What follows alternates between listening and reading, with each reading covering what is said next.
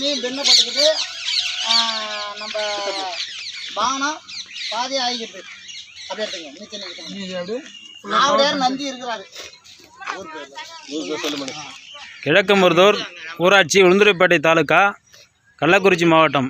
பானம் பின்னப்பட்டது பார்க்க வந்திருக்காங்க உலக சிவனடியார்கள் கூட்டம்